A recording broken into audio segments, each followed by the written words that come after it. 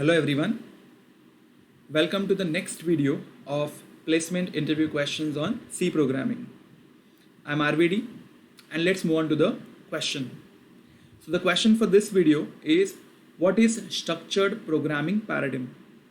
Fine, so we've already started with C programming. We have seen the different levels of programming languages, and now let us focus on the paradigm which is being used by C. C language uses structured programming. So let's try to understand this particular structured programming paradigm. So as far as the structured programming paradigm is concerned, it is well known to divide the complete task into subtasks, and for every subtask a separate module or a separate function can be written.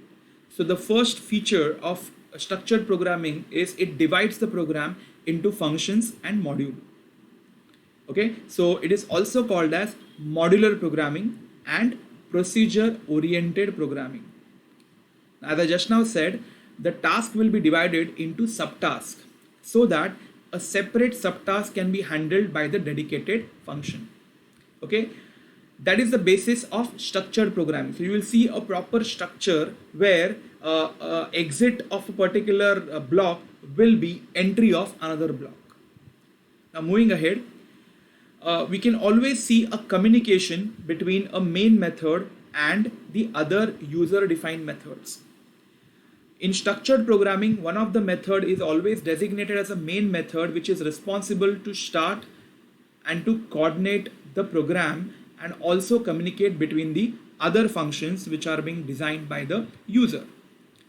You always see main function starting with the program and calling the other required functions. Whenever those functions do the complete execution, they will return back to the main method or main function. So this is the way the overall the logic of the program is getting executed.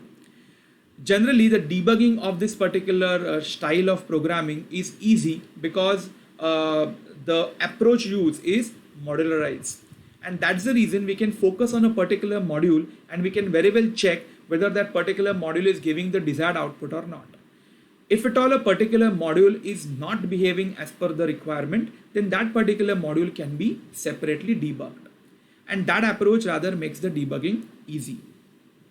Now, as far as the security of the data is concerned, the security of data is very low because data is generally passed from one function to the other function. As we had seen, there is a communication between the functions. So maybe main function accepts the data which is being passed to sub functions. Sub functions can access those data, can work on that, and the result is passed back to the main function.